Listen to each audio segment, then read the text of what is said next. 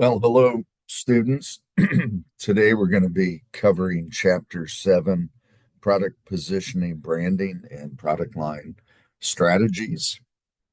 Uh, I think hopefully you've seen over uh, the balance of these lectures that there is a very similar theme around the customer value map, staying below the line, being able to hopefully move up and to the right of the customer value line, but staying on or below the customer value line. And there are many, many different layers and implications of that overall macro strategy. So today we're going to be talking about uh, product positioning, branding, and product line strategies. Um, you know, this we're going to start with a brand that probably most people are very familiar with, Starbucks. You can see that its brand logo has changed, and so we have this sort of provocative question: why would Starbucks change its logo?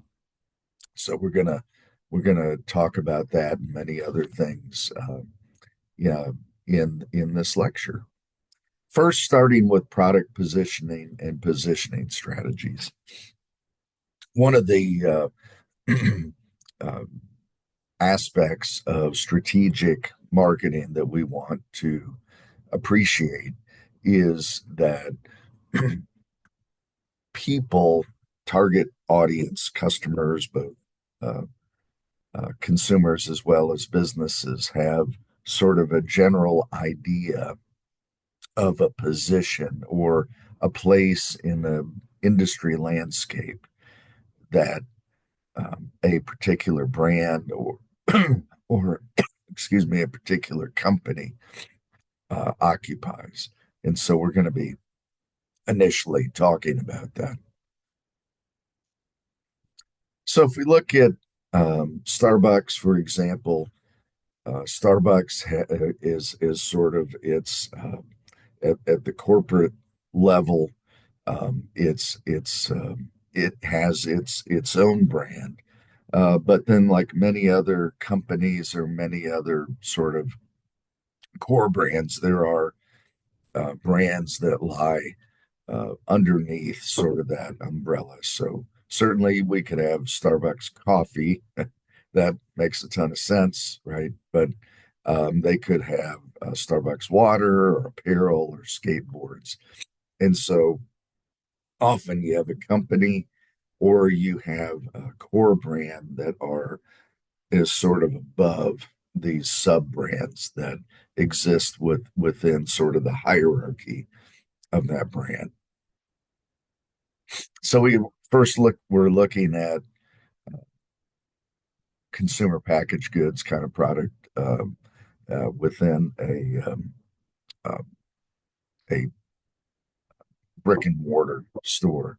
Now we're looking at a completely different industry, completely different product segment, which is semiconductor chips. And like we've seen before, here we have this kinked demand curve. And so we can see the top part of this demand curve. Um, these two brands for Intel, they resided in the part of the demand curve that was more inelastic. Um, and then Pentium, as we move down the kink demand curve, Pentium, and then Celeron. And and so as we've seen before, um, if we sort of translate this demand curve and look at it in terms of where it resides on the customer value map, and we have to take the demand curve in conjunction with the performance map, that we can see these top two here in the more inelastic part of the demand curve reside below the customer value line and below the customer value line. Now, what's important to note is that Intel recognized that they were leaving um, this vast space underneath the customer value map, but in more of what we would call a fighter brand or a challenger brand position. And because of that, uh, they decided to launch Celeron in 2000. Now, the reason why, as we'll see here in a few slides, is that there was some pre-tax profit opportunity that was sort of left on the table, at least in theory, and therefore um, Intel felt that it was missing opportunity there. Different product segment, but similar kind of thought. Here we have DeWalt, more of a premier kind of brand as opposed to Black and Decker.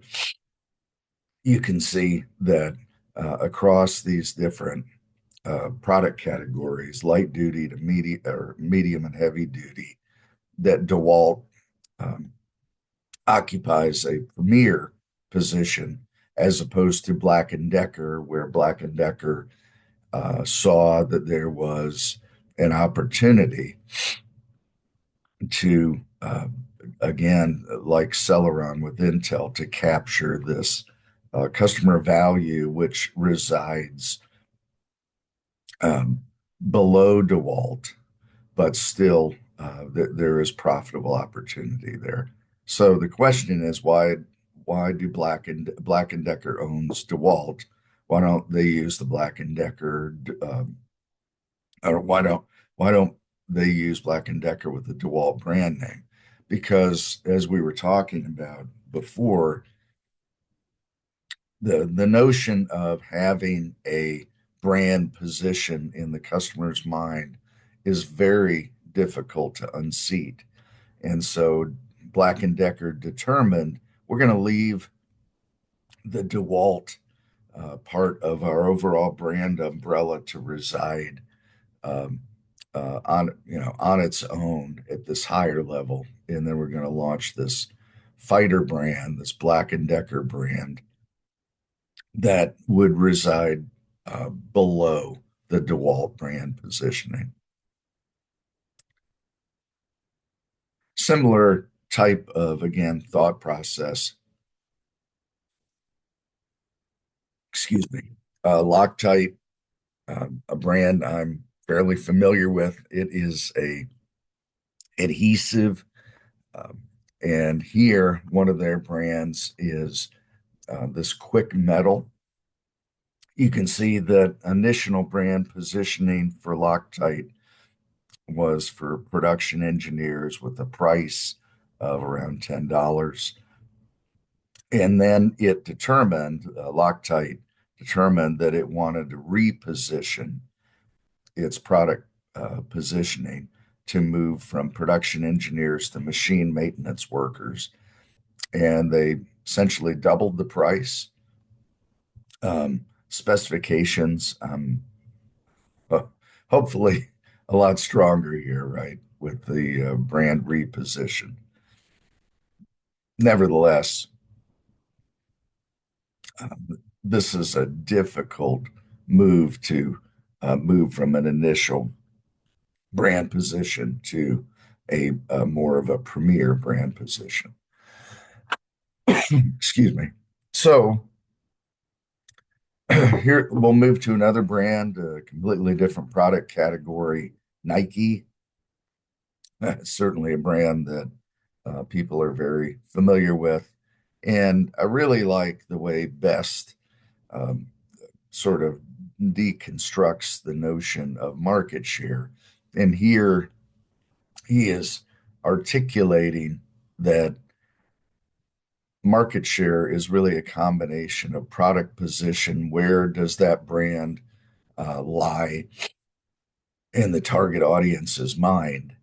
And that could be through differentiated position, certainly brand image, and so on. And then multiplying that, interesting mathematical um, notation here. So product position multiplied by what we might say is the four P's of marketing here best articulates it as the sales force, which we could say promotion, distribution or place, price we've got over here. Um, Placement here we've got retail. Is it brick and mortar or is it online or is it a combination? And really, the great part of the way that Best has broken this down is that um, in a theoretical sense, that brand position that occupies a certain place in the target audience's mind, multiplied by the proper application of the marketing mix, the four P's, that the combination of those two should, in theory, result in a particular market share. So, different product category, same sort of thought here. Samsung, its original strategy was more of a lower kind of lower, certainly below the line, but sort of a lower end brand positioning. And then over after 2000, they repositioned that brand to occupy a higher level, but still below the customer value map. And what it certainly indicates, which is what we really want to see, is that uh, by repositioning its brand, Samsung saw a dramatic increase in sales, and then went from a decidedly negative uh, profit position to a very much of a positive brand position, or a positive pre-tax profit position, which is interesting to me. Um, it's probably a conversation or a discussion for another time. But the fact that they were losing money here in this old, initial brand position is interesting. I have a few thoughts around why that may have occurred, but just suffice it to say that Samsung repositioned its brand from sort of a lower left quadrant of the customer value map to an upper right quadrant, but still below the value line, was clearly a great strategy to execute. So now, if we think about brand positioning strategies, what we see is that we have these benefits, right, that are derived from a certain product position. A couple of these are interesting, right? So we can sort of, it's fairly obvious to be able to look at product performance, given that there is an adequate rubric. We can sort of appreciate service quality. Again, that's maybe more of a tangible um, or obvious type of benefit. But then this brand reputation, um, again, this is where Best does a great job of blending elements of accounting and then marketing, that we can see this notion of a brand reputation, that we might say that's an intangible asset. And because of that, um, it's hard for us to be able to measure that often. So, what Best is suggesting here, which I think is great, is that this brand reputation is sort of responsible, at least in part, with this positive customer value when we look at the benefits versus the costs. Again, a different Product category, if we look at Nike, Nike, obviously a premier brand. I would say that these performance requirements here around reliability, conformance, these would be what we would call sort of the basic expectations that you would have in an athletic running shoe. But then Nike is able to articulate um, its more unique brand position through some of these differentiators. I think the ones that are sort of interesting here, reputation and appearance. Look at that. I noticed here's a typo. Here's a typo. Uh-oh. Well, we found them. So Nike is able to excuse me, connect with their target audience in a more in sort of an intangible way that they are able to reap extraordinary industry say profitability is what I think a better way to say it. Certainly, Nike's image is you know, at least for a Gen Xer like me, was really established with Michael Jordan in the 80s and the 90s, and after that, Tiger Woods. So certainly, their brand reputation allows them to, in their particular industry category, attain extraordinary profits, pre-tax profits. So another brand strategy here.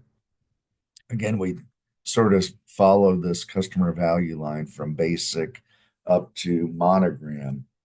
And what you can see is that there is this lower position, sort of the basic GE appliance offerings, all the way up to what would could be articulated this luxury kind of brand position. Another product category, again, several different examples that can look at. Um, Nordstrom, less so, less well known now, but certainly um, several decades ago, what was very, um, uh, I would say, associated with Nordstrom is their service quality, individual attention to customer needs. Um, and they, excuse me, if we go back to um, this sort of model here, this service quality really was able to differentiate Nordstrom from other retail competitors because of their really sort of um, one might call, maniacal individual attention to customer needs. I don't think we really see that form of individual attention um, in 2025, but several decades ago, certainly Nordstrom was well known for that. So we talked about product positioning. Now we're going to move into brand and brand management strategies. Um, so when we think about brand, we often think about different logos. Those are the elements that are of brand that are notable and relatively easy to remember. There are several examples here. I mean, we can think about Nike, John Deere, and so on. And I mean, who doesn't recognize this Apple logo, right? Again, this there is this emotional connectivity between a target audience and this logo. Could be positive, could be negative. John Deere, a great brand that's been around for decades, very recognizable in BMW as well. So if we go back to the General Electric, the GE example, This is sort of a more granular articulation of this sort of customer value map, if you will, for General Electric. And what we see is that across all of these different appliances that GE offers sort of its basic brand across all of these. But then as you move up the value chain, um, they occupy these different brand positions under the GE brand heading, but with less breadth than you see with the basic GE brand. Cars are another great example of noting why or how companies can have different brand positions all under one umbrella. So the question is, why did Toyota introduce the Lexus brand? Well, Toyota certainly, in its own, you can look at some very well-known names under the combustion engine cars. We have Camry, Corolla; those are well known. 4Runner and Highlander and Land Cruiser and SUVs, and then hybrids with Prius and uh, Tacoma and Tundra is one that I'm a little more familiar with. So, it sort of begs the question: if Toyota appears that it has um, several different market segments covered under its sort of Toyota family of brands, so why did they launch a Lexus brand? Well, because similar to Loctite and Samsung and others, they recognized that there is moving up the customer value line, but yet below, from the lower left to the upper right quadrant, that uh, there was for Toyota this untapped pre-tax profit opportunity. And of course, what's um, great about the way Toyota did this is that much of Lexus, the products, the automobiles are based upon the Toyota sort of chassis. So a lot of the cost of building a Lexus is sort of spread out over um, the massive scale of the Toyota brands and then extending into the Lexus brands. I don't know a lot about private aircraft. It would be cool to know a lot about, but I don't. But similar kind of thought process where Textron, this umbrella brand, has different sub brands that address different categories. You probably are familiar with the brand name Cessna, but then they have all of these different private aircraft models targeting different market segments. Of course, Procter and Gamble is probably one of, if not the best consumer packaged goods um, uh, brand or company in in history, because they are, if nothing else, an extremely adept marketing strategy uh, uh, company. And so here we can see that they have 114 brands, 83 in the US and 31 international, certainly at the time of this slide publication. Wow, think about the brands, 114 in total, covering different product segments.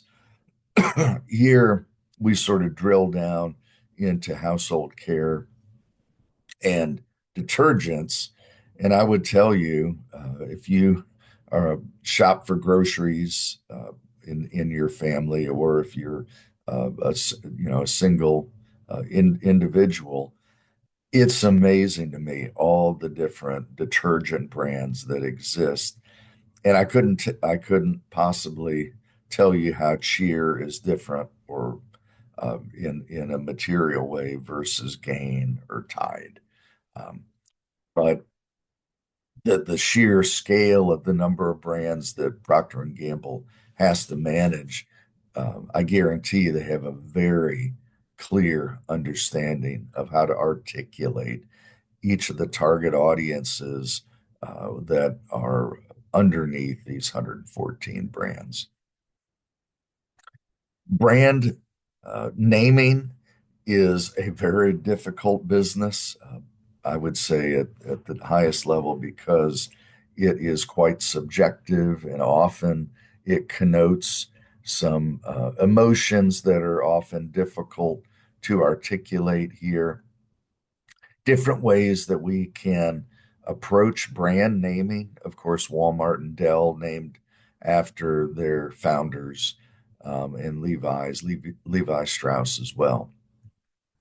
I think what's interesting here for moving to experiential brand names, Big Bertha, it's not a very pretty name, but um, if you're a golfer, it really connotes this idea of when I use a Big Bertha that I'm able to hit the golf ball very far and hopefully in the fairway. Um, and then we have some of these more evocative names. I don't necessarily have to go through all of these, just focusing on Apple. Certainly, um, I recall in the late 80s, early 90s, when I became aware of Apple, it certainly had this brand imagery of being friendly and easy to use, as opposed to sort of the stuffy IBM PC brand uh, image, which was much more formal as opposed to more friendly. So, how do we develop a brand name? Again, I would tell you, in my experience, very difficult process and more difficult than you might imagine. So here we have a brand name, Ear Savers. It seems pretty straightforward. They said, okay, we've got a problem, or some customers have a problem, sensitivity to water entering the ears when shampooing or showering. Never heard of that, but obviously it's a thing. And so, well, how do we come up with a brand name? Well, has to do with the ears. And the benefit is it eliminates discomfort or ear infections. That kind of makes sense. And so they, remove the E to give it a little bit of uniqueness, a little bit of artistic license.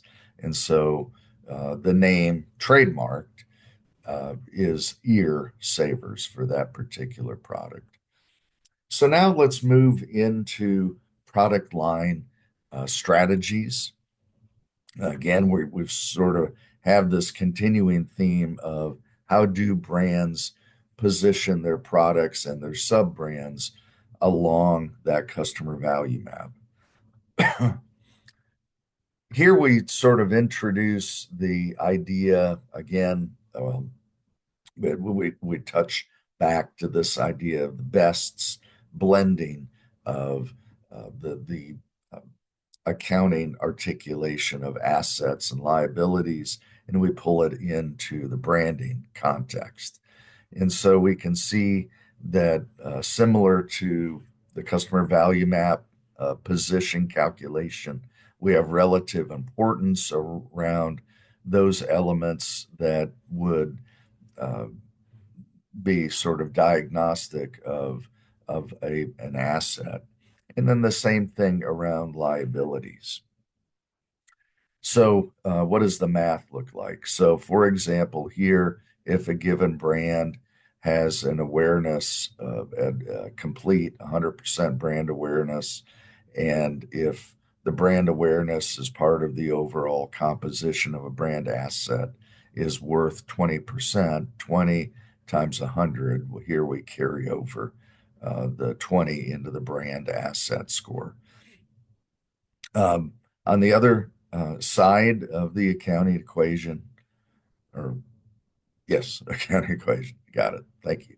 Um, Poor record on social issues. I'm not sure exactly what that might mean, but the good news for a this hypothetical brand here is that they have no quote unquote negative record on excuse me, on social issues. And so I take 20 times zero and I carry zero over into the brand liabilities score column. So at a higher level, what we see is that just like a balance sheet, assets or assets minus liabilities equals owner's equity. This owner's equity is sort of a plug figure. Um, we typically think about the accounting um, equation as assets equals liabilities plus owner's equity. We just did a little bit of algebra down here to have where owner's equity equals assets minus liabilities here. But similar to the balance sheet for a company here, we can think about brand equity is sort of this plug figure of assets minus liabilities. So if we go back to this example, we would say that brand equity is 65 minus 25, which is 40. Okay, well, that's great, right? So that would be a more tangible way of marketing analysts to be able to articulate what the value of brand equity could be. Now, we've talked before in this course about product life cycle, and we hearken back to Dr. Levitt's famous article in the 60s around exploiting the product life cycle. In here, what we can see is this broader product line um, is able to participate in product life cycle stages at the emerging level, the growing level, and at the mature level, which um, is great because again, the broader the product line, we're able to capture more of that area under the customer value line map and able to participate in capitalizing on those aspects of the areas, the positions that reside below that value line in the customer value map. Similar kind of thought process here. We talked a little bit about Toyota going from a lower product position up to a higher level position. Um, I'm not going to spend a whole lot of time talking about Anheuser-Busch. Similar kind of thought as we move up and to the right. Couple of different food umbrella brands here. I won't spend a lot of time, but you can recognize some of these brands. Again, similar idea, different product set. There is an umbrella brand and these sub brands that address different applications, if you will. I'm going to eat Cheetos maybe at a different time than I would Doritos and so on. Similar with lean cuisine, depending upon a particular setting. If I'm more of a spa cuisine kind of person, I'm going to maybe gravitate toward these kinds of foods. If I'm sort of a quote unquote a meat and potatoes guy, then I would say, well, maybe I'm going to sort of hang out here around meatloaf and, pot roast and those kinds of things. Honda, beautiful thing about Honda, they are noted as one of the global leaders in small engines, and they have been able to capitalize all the way up the value chain across a variety of applications. So Honda has certainly done a great job through their extensive product line to address different applications all the way up and down the value chain. So thank you very much. I certainly enjoy talking about brands and product lines and branding strategies. And I hope you enjoyed it too. God bless you, and I will see you next time.